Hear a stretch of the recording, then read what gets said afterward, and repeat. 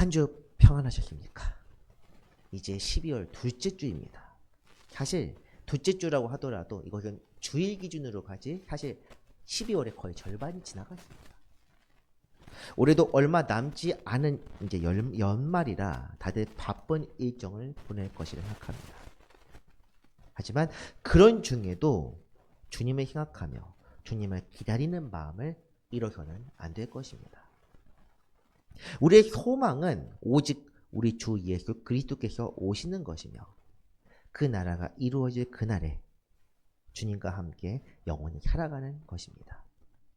이런 마음으로 대림절을 보내고 또 우리 평생에 걸친 신앙생활의 지표가 되어야 할 것입니다. 오늘은 또 예배 후에 당회가 있습니다. 당회도 있고 구역회도 마지막 주에 있고 또 2월에 지방회, 4월에 연회 이렇게 계속 이어집니다. 세상에서 송년회를 하는 것처럼 교회 역시도 한 해의 일들을 정리하며 보고할 것은 보고하고 반성할 것은 반성하면서 오늘보다 더 나은 내일을 준비하는 것이 중요합니다.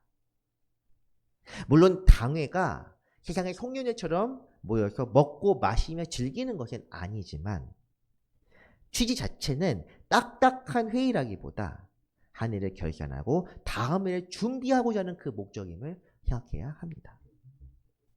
교회 일에 관심을 가지시고 자기 일처럼 기도하는 그런 자세가 필요하다는 뜻입니다. 다음 해인 2026년까지 해서 올해와 내년 2년 동안 교회가 주님 안에서 성장하고 도약할 수 있기를 바라는 마음이 있습니다.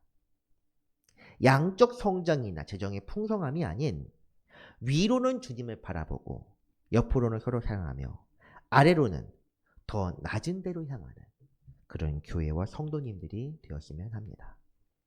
저 역시 높은 데에 있기를 바라는 것이 아닌 위에 주님이 우리의 유일하신 구주께서 계심을 생각하면서 겸손한 마음으로 앞으로도 신앙생활을 하겠습니다.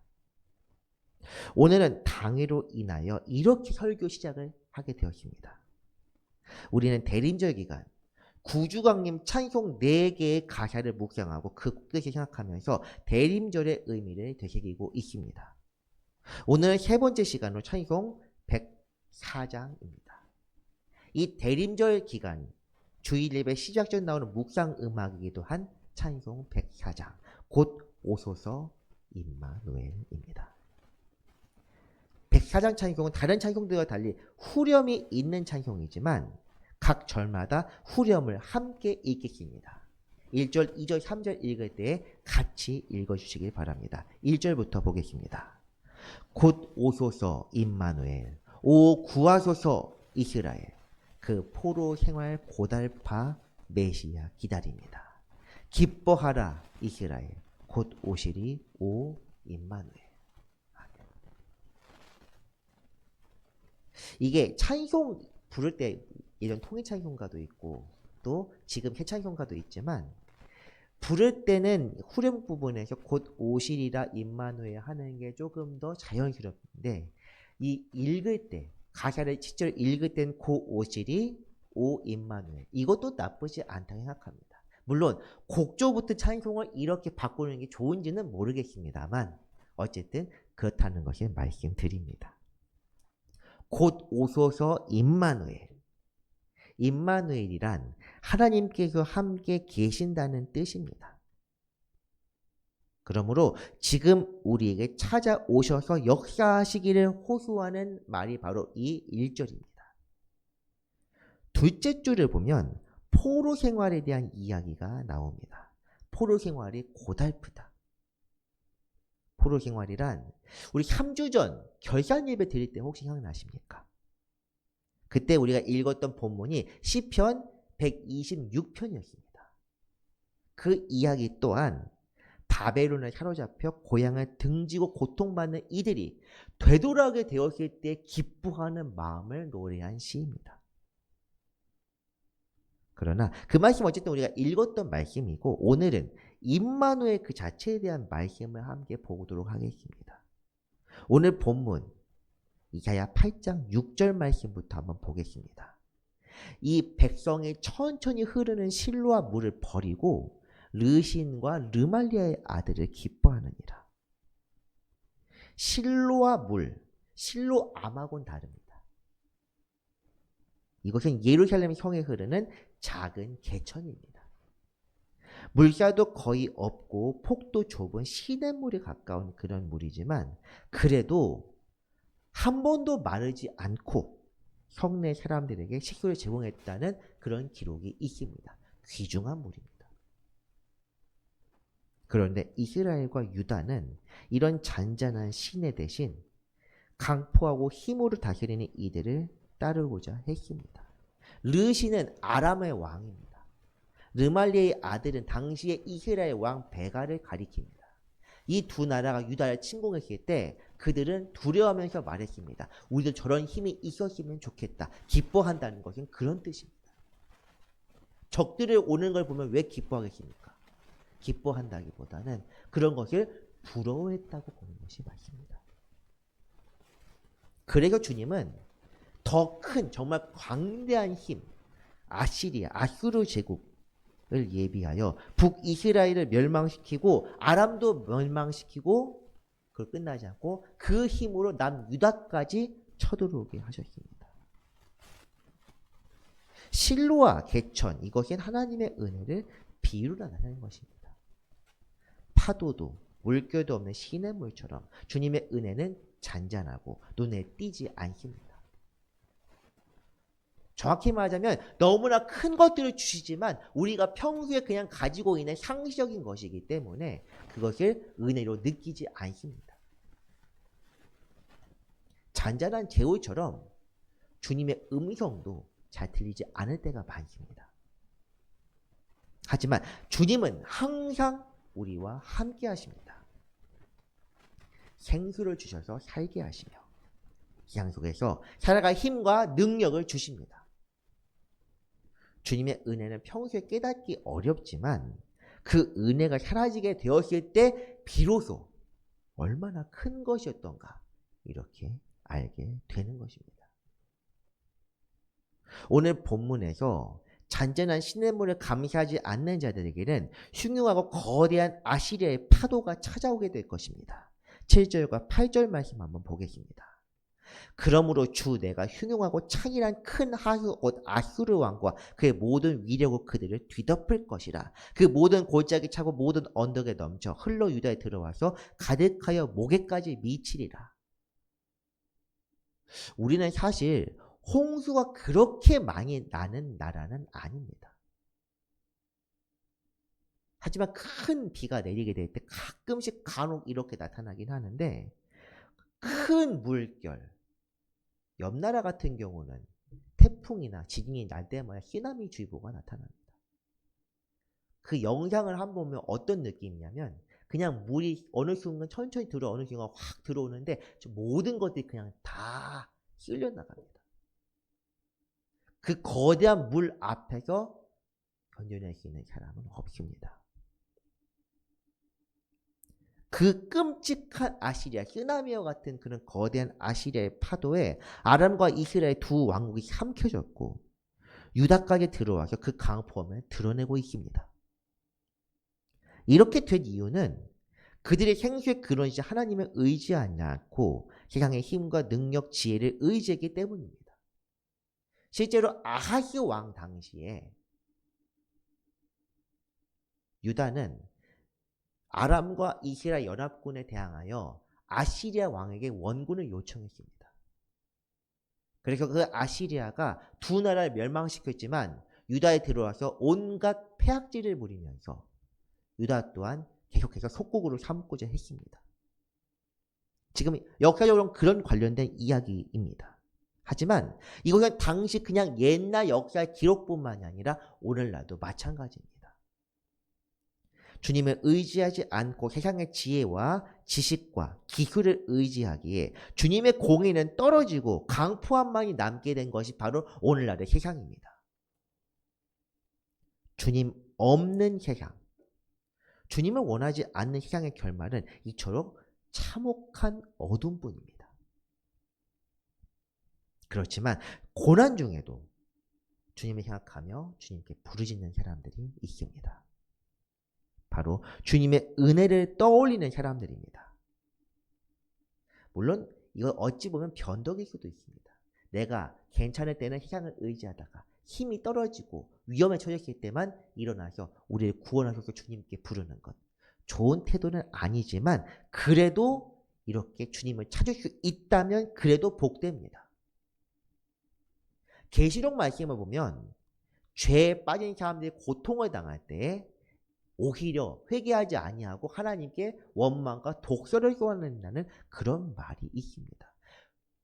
고난 중에 있을 때 주님을 되돌아볼 수 있다는 것은 그래도 복된 것입니다. 그런 이들을 향하여 주께서 다시금 은혜를 주시기 때문입니다. 8절 앞부분만 읽었는데 뒷부분도 한번 보겠습니다. 임마누엘이여 그가 펴는 날개가 내 땅에 가득하리라 하셨느니라. 아멘. 임마누엘 하나님께서 함께 계십니다. 우리와 함께 하시는 거룩한 하나님께서 날개를 펴서 땅에 가득하게 하십니다. 그 은혜의 날개로 우리들을 모으시고 보호하여 주십니다. 세상 권력이 강포함으로 우리를 삼키려 해도 하나님의 보호 아래 있으면 안전한데 9절과 10절도 보겠습니다. 너희 민족들아 하면서 여러 가지 이야기가 나옵니다. 함성을 질러라, 들어라, 허리를 동여라, 허리에 띠를 띠라, 함께 계획하라, 말을 해봐라. 그런데 결론은 결국 도출되는 결과는 하나입니다. 끝내 패망하리라, 시행되지 못하리라. 그 이유는 무엇입니까? 하나님께서 우리와 함께 계시기 때문입니다. 우리가 기다리는 그분을 임마누엘이라고 부르는 이유가 바로 이것입니다. 하나님과 함께하는 그분이 임하시면 세상의 어떤 권세와 능력도 그 앞에 굴복할 수밖에 없습니다. 시편 2편에 이런 말들이 있습니다.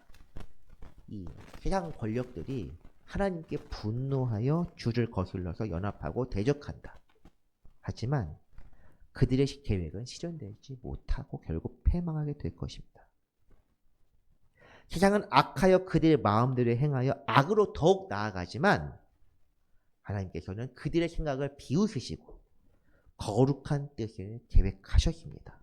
그 계획이 반드시 이루어질 것인데 우리 주님은 거짓도 없으시고 변함없으신 시편 117편 말씀처럼 인자와 진실로 충만하시기 때문입니다. 이 대림절 기간에 우리가 기다리는 것은 무엇입니까? 어두운 세상에서 우리는 높은 곳에 세워주실 분입니까? 그렇지 않습니다. 세상 권력의 악한 계획을 수포로 만들고 택한 이들에게 생명의 양식을 공급하시며 그들을 영원한 나라로 부르시는 분, 그런 분을 기다리고 있습니다. 곧 오소서 임마누엘. 우리들은 임마누엘이 우리 삶에서 실현되기를 바라며 대림절을 보내야 합니다. 이제 2절 말씀 보겠습니다. 찬송가 2절입니다. 곧 오소서 지혜의 주, 온 만물 질서 주시고 참 진리의 길 보이사 갈 길을 인도하소서. 기뻐하라 이스라엘, 곧 오시리 오 임마누엘. 아멘. 이번엔 지혜의 주를 기다리고 있습니다. 지혜는 곧 하나님 아버지를 아는 것이며 하나님을 경외하는 것이 지혜입니다. 지혜의 주께서 오신다는 것은 곧 하나님의 뜻이 이루어지며 하나님께서 기뻐하시는 이들이 구속함을 받는 그때를 가리킵니다. 앞부분에 이 지혜의 주 만물 질서에 관한 말씀은 직접적인 기록이 없긴 하지만 두 번째 줄에 해당하는 말씀이 있는데 시편 43편 말씀입니다. 주의 빛과 주의 진리를 보내시어 나를 인도하시고 주의 거룩한 산과 주께서 계시는 곳에 이르게 하소서. 아멘. 주의 빛과 주의 진리를 보내어 나를 인도하소서. 이 말씀은 마치 빛과 진리이신 주 예수 그리스도를 가리키는 것처럼 보입니다. 어둠 속에 갇힌 이들은 하나님의 뜻을 알 수 없고 지혜도 없지만 주님께서 은혜를 베푸셔서 빛과 진리를 역사하시면 갈 길을 찾을 수 있습니다. 그 은혜의 주님, 지혜의 주님이 바로 독생자 예수 그리스도입니다. 우리는 주를 통하여 어둠에서 빛으로 나아올 수 있었고 진리를 깨달아 주님의 뜻을 찾을 수 있게 되었습니다. 주님 이전에는 율법 또는 계시를 따라 더듬어 찾아갈 수밖에 없었는데 우리 주님이 오셔서 진리를 밝히 보이사 그분을 믿는 믿음으로 살게 하셨습니다. 이것이 바로 지혜요 소망입니다. 세상에서 살아가는 이들, 어둠의 메인자들은 빛을 모르기에 현실의 삶을 전부인 것으로 받아들이며 살아갑니다. 그래서 이런 사람들은 거짓된 것들, 언젠가 썩어져 없어질 것들을 구하며 살아갑니다. 어떤 사람들은 원초적인 욕망대로 살아가며 나 자신의 향락과 쾌락만을 위해서 삽니다. 다른 사람들은 많은 재물을 구하면서 돈만 있으면 모든 것을 할 수 있다. 돈이 최고다. 이렇게 생각하면서 돈을 얻기 위해 살아갑니다. 또 다른 사람은 명예와 관계에 매여 사람에게 칭송받고 명예를 얻게 되었을 때 모든 것이 가진 사람이라고 그렇게 생각합니다. 하지만 그 어떤 것에도 진리와 지혜란 있을 수 없습니다. 결국 다 사라지고 허무한 대로 돌아갈 뿐입니다.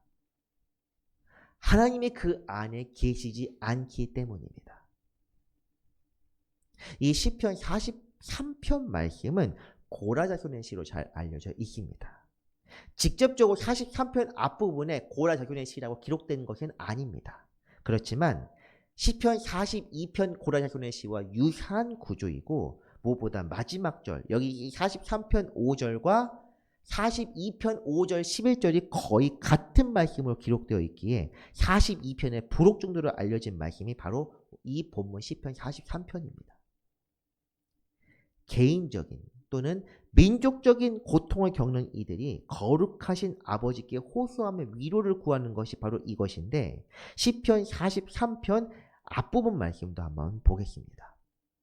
하나님이여 나를 판단하시되 경건하지 아니한 나라에 대하여 내 송사를 변호하시며 간사하고 불의한 자에게서 나를 건지소서.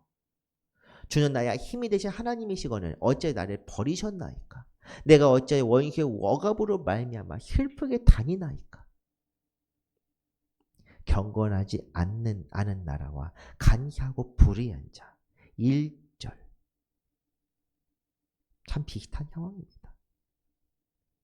하나님을 경외하지도 않고 그분의 뜻이 찾지도 않는 사람들, 잔잔한 은혜 대신 강포한 세상 권력과 힘을 찾는 이들로 인하여 고통받는 사람들, 우리가 이사야서 말씀을 읽은 그때와 비슷합니다. 그런 사람들이 간절히 울부짖습니다. 나를 건져 주옵소서. 억눌린 자와 매인 자가 주님을 찾으며 주님을 구할 때 주께서는 응답하시고 어떤 분을 보내시는데 이것이 바로 지혜요 지혜의 주님이신 임마누엘입니다. 그분은 하늘 영광을 버리고 이 땅에 오셔서 연약한 이들에게 참 소망을 주셨고 그들을 구원의 길, 빛과 진리로 이끄셨습니다. 대림절은 바로 어둠에 있는 이들을 찾으신 주님께 감사하며 이 강포한 세상 속에서 주님의 뜻을 구하는 때입니다. 현실의 괴로움에 빠져 있을 것이 아닌 영적인 슬픔과 고통을 주님께서 아시고 건져주시기를 바라며 주님께 기도하는 대림절 되기를 바랍니다. 이제 마지막 3절 말씀 104장 3절 가사 보겠습니다. 곧 오소서 소망의 주 만백성 한맘 이루어 시기와 분쟁 없애고 참 평화 채워주소서. 기뻐하라 이스라엘 곧 오시리 오 임마누엘. 소망의 주님을 구하고 있습니다. 소망이란 이 현실을 살면서 이상을 추구하는 마음입니다. 그러므로 소망은 그 사람의 가치관, 믿음이 반영되어 나타나기 마련입니다. 마음에 이 세상을 주인으로 삼고 있다면 그것을 얻어서 풍족하게 누리는 것이 바로 그 사람의 소망입니다. 내가 돈을 가장 사랑하면 돈이 내 마음의 주인이라면 잘 되고 복권에 당첨되거나 투자에 크게 대박이 나서 그렇게 살아가는 것이 그 사람의 소망일 것입니다. 명예를 원하는 사람이면 높은 자리에 올라가서 사람들의 칭송을 받고 모든 사람들 위에 군림하며 떵떵거리게 하는 것이 바로 그 사람의 소망일 것입니다. 그러나 마음의 주님을 모셔드려 주님과 동행하는 사람들이라면 영원한 나라, 곧 우리 주께서 다스리는 세상이 그들의 소망이 됩니다. 백사장 3절 가사는 바로 참된 소망을 보여주고 있습니다. 서로 다른 사람들이 한 마음을 이루고 시기와 분쟁이 없어지며 참 평화로 채워지는 곳. 이곳은 궁극적으로 보면 하나님께서 다스리는 왕국입니다. 영원한 나라입니다. 하지만 성령이 충만하게 되면 이런 세상은 이 땅에서도 이룰 수 있습니다. 물론 그림자와 거울과 같이 희미하긴 하지만 주님의 제자들이라면 성도들이라면 이런 공동체를 이루어 즉 교회를 이런 곳으로 삼아야 합니다. 야고보서 3장 말씀 한번 보겠습니다. 시기와 다툼이 있는 곳에는 혼란과 모든 악한 일이 있습니다. 오직 위로부터 난 지혜는 첫째 성결하고 다음에 화평하고 관용하고 양손하며 긍휼과 선한 열매가 가득하고 편견과 거짓이 없나니 화평하게 하는 자들은 화평을 심어 의의 열매를 거두느니라. 아멘. 시기와 분쟁을 없애달라고 찬송에서 이렇게 부르고 있는데 이것은 악한 마음에서 나오는 결과물입니다. 누군가를 시기한다. 아, 저 사람 잘 됐네. 저 사람 장로가 되었네. 나는 못 됐는데. 이런 것들. 내 마음에 오로지 하나님으로만 가득 차 있다면 이런 마음이 생겨나지 않습니다. 마음이 생겨나는 것 자체가 내 마음 속에 다른 것이 주인으로 있다는 증거입니다. 위로부터 난 지혜, 곧 하나님께로부터 난 것은 성결, 화평, 관용, 양손, 긍휼, 선한 것입니다. 어떤 욕심도 시기와 질투도 없기에 참 평화가 찾아오게 됩니다. 시기가 없고 분쟁이 없고 질투가 없다면 마음속에 잔잔할 수밖에 없습니다. 그것이 바로 평화입니다. 그리고 이것이 바로 주님께서 명하신 삶이요. 주님의 몸된 교회의 바른 모습입니다. 물론 우리가 아무리 정결하게 산다고 해도 우리 주님께서 이루신 나라만큼 깨끗할 수는 없지만 적어도 주님 안에서 구원의 기쁨을 누리며 주와 동행할 수는 있게 될 것입니다. 이런 때는 언제 이루어집니까? 마지막 때에 이루어집니까? 그렇습니다. 하지만 마지막 때에만 이루어지는 것은 아닙니다. 오히려 마지막 때, 우리가 마지막 때에 대해서 오해하면 안 될 것이 있습니다. 마지막 때가 되면 모든 것이 다 해결되고 다 all right가 될 거라 생각을 하는데 맞습니다. 모든 것이 right, 바른 대로 돌아가게 되는 것입니다. 우리 마음속에 조금이라도 잘못된 것이 있다면 그에 대한 대가를 지불하는 것이 마지막 때입니다. 믿지 않는 휴만한 사람들 슬픔을 애통을 후회하게 될 텐데 우리는 믿으니까 괜찮을 것이다. 누가 장담합니까? 이 세상에서 살면서 가진 게 없고 병들고 힘겹고 피곤하고 사람들에게 지탄받고 괴로운 일들이 참 많더라도 주님으로 인하여 즐거워하며 기뻐할 수 있는 사람들이 주님의 마음에 모셔드린 사람들입니다.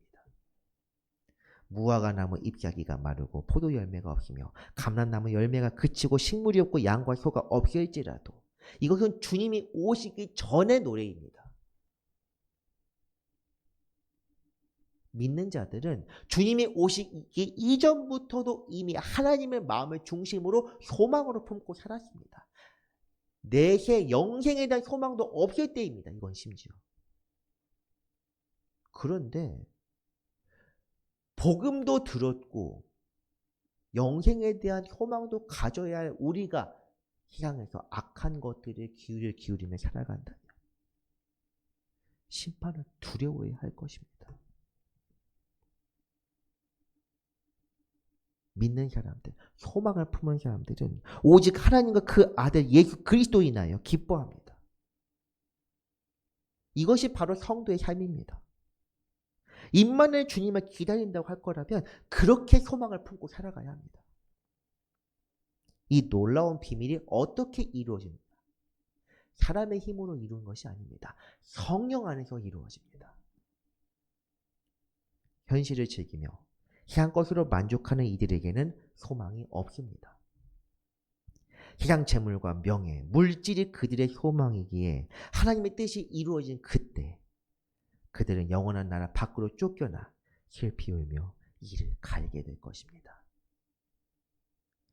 사랑하는 성도 여러분, 우리는 지금 임마누엘 주님을, 지혜와 소망의 주를 기다리고 있습니까?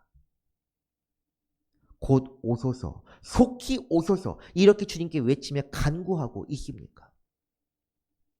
세상 것들을 마음에 품으면서 주님 오셔도 지금보단 더 낫겠지 이렇게 안일하게 생각하고 있지는 않습니까? 주님을 모셔드립시다. 주님을 마음에 모셔 주인자의 일을 드리고 주님과 동행하는 삶을 삽시다. 세상의 것들을 마음에서 내어버리고 시기와 분쟁과 탐욕을 그치며 참 평화를 누립시다. 그런 삶은 세상에서 어리석고 답답해 보이지만 빛과 진리와 생명이신 우리 주를 따르는 삶이며 우리를 구원으로 이끄는 유일한 길입니다. 말씀을 정리합니다. 하나님께서는 억눌린 자와 어둠에 매인 자들을 긍휼히 여기시며 그들의 간구를 들으십니다. 임마누엘 함께 하신다는 말씀은 주님의 은혜를 가리키는 사랑의 말씀입니다. 그 임마누엘 주께서 세상에 오셔서 빛과 진리로서 어둠에 매인 자들을 구원하셨습니다. 오늘을 살아가는 우리 또한 세상에 얽매이지 않고 주님을 구할 때 참 평화를 누리며 주의 제자로 살아갈 수 있습니다. 오늘도 임마누엘 주님과 동행하며 지혜의 주, 소망의 주를 바라는 성도 되시기를 주님의 이름으로 부탁드립니다. 기도하겠습니다. 거룩하신 은혜의 주님, 이 어둠 속에서 빛을 보게 하시며 소망을 주시니 감사드립니다. 우리가 빛이요 생명이신 우리 주님을 따라가오니 우리 앞길을 지키시고 보호하여 주옵소서. 어둠에 매인 이들에게 빛을 비추시고 주님의 뜻이 이루는 때까지 택한 이들을 지켜 보호하여 주옵소서. 임마누엘 하나님이여 소망의 주 되시는 예수 그리스도의 이름으로 기도합니다. 아멘.